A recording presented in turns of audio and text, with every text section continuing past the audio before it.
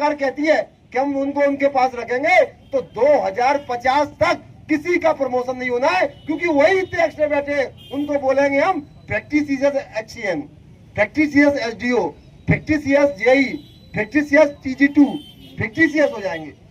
जैसे होता है ना फैक्ट्री सीएस एरियर आपका जो है, उसका क्या होता है, फैक्ट्री सीएस एरियर का पीढ़ी होती है परमानेंट डिस्कनेक्शन। तो आपका क्या होगा 1 साल बाद काम करने के बाद, परमानेंट पीढ़ी। अब जाइए भैया, आपको कोई नहीं पूछ रहा।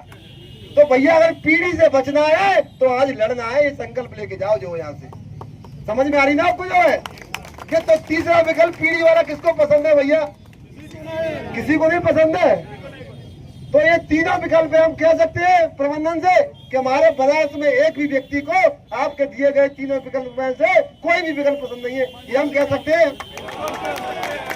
साथियों, हम एक परफॉर्मेंस देंगे बहुत जल्दी और हम कहेंगे कि आपके द्वारा फलाने पत्र में दिए गए तीनों विकल्पों को एक ध्वनि मत से सर्वसम्मति से सभी कर्मचारी अभियंताओं ने अस्वीकार कर दिया है। किसी को भी ये तीनों प्रस्ताव मंजूर नहीं है और हम लोग सरकारी सेवा में आए हैं और सरकारी में रहेंगे। अगर आपको जाना है तो जाइए, ठीक है ना भाई?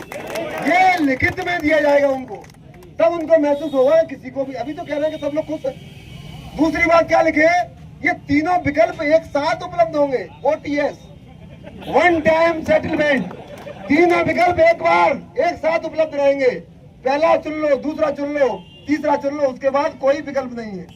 तो भैया ये आपके लिए OTS लाए ना, आप इनके लिए OTS है तो इनको छुट्टी करा दो। जो है बात समझ में आ रही है आपको? और मैं आपको गारंटी दे रहा हूँ, अगर आप मजबूती से लड़ गए तो OTS इनके लिए भी OTS नहीं आएगा, ये सीधे बाहर जाएंगे बिना कोई विकल्प के।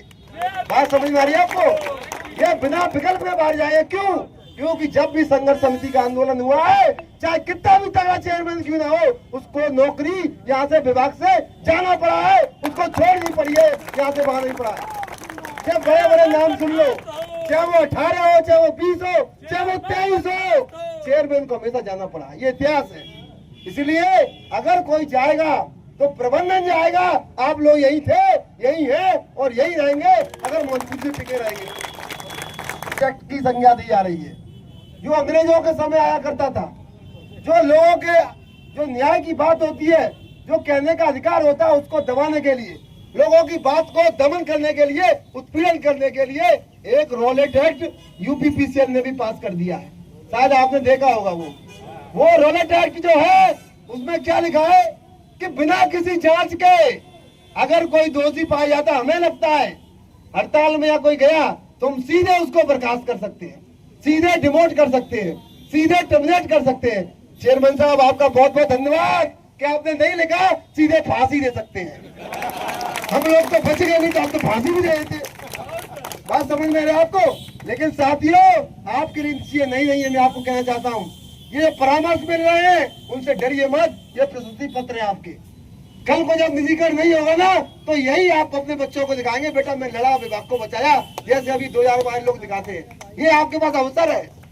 और अगर निजीकरण हो भी जाएगा, अगर भगवान को मंजूर होगा, तो भी आप दिखाएंगे कि बच्चा मैं लड़ा, मैं कायरों की तरह छुपा नहीं था, मैं बादलों से लड़ रहा था। ये पत्र जो है मेरा प्रमाण है लड़ने का जो है। इसलिए इसको संभाल के रखिए, घर में मड़वा दीजिए, इसको टंगवा दीजिए अपनी दीवार पे जाके जो है। और मैं बता रहा हूँ, आप लोग निश्चिंत रहिए, इनको जो करना करें। अभी तो परामर्श देंगे, कुछ दिन बाद ट्रांसफर भी करेंगे जो एक्टिव लोग हैं इधर से उधर, लेकिन जो आएगा वो लड़ेगा, जो जहाँ जाएगा वो वहाँ लड़ेगा। और समझ में आ रही है? ट्रांसफर से डरने की बात नहीं है।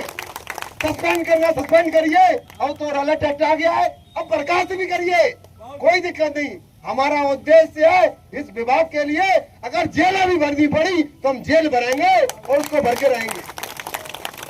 और मैं साथ ही एक बात बता दूं, अगर आप जेल भर दिए तो ये मान लीजिए आपकी जीत निश्चित है। क्यों? ऐसे नहीं कि मतलब हमारी संख्या बहुत है, जीत इसलिए निश्चित है कि अगर हम जेल में चले गए तो बिजली कोई चला नहीं पाएगा साहब। अगर आप यहाँ धरना देते रहे तो प्रशासन के लोग आएंगे, जबरदस्ती उठा के ले जाएंगे और आपसे बिजली चलवाएंगे। और अगर जेल में चले गए, आप सम्मान से जाओगे, जेल में जो कैदी होंगे वो भी आपको तारीफ करेंगे, ये है साले लोग जो है जो विभाग को बचाने के लिए खुद ही चले आए।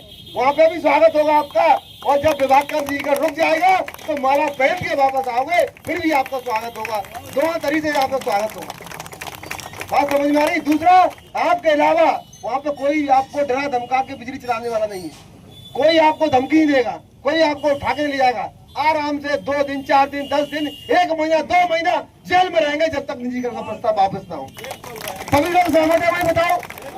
ये बनारस की क्रांतिकारी बाबा विश्वनाथ की धरती से ये आह्वान करिए कि चाहे हमें जेल क्यों जाना पड़े, हम लोग निजीकरण नहीं होने देंगे और किसी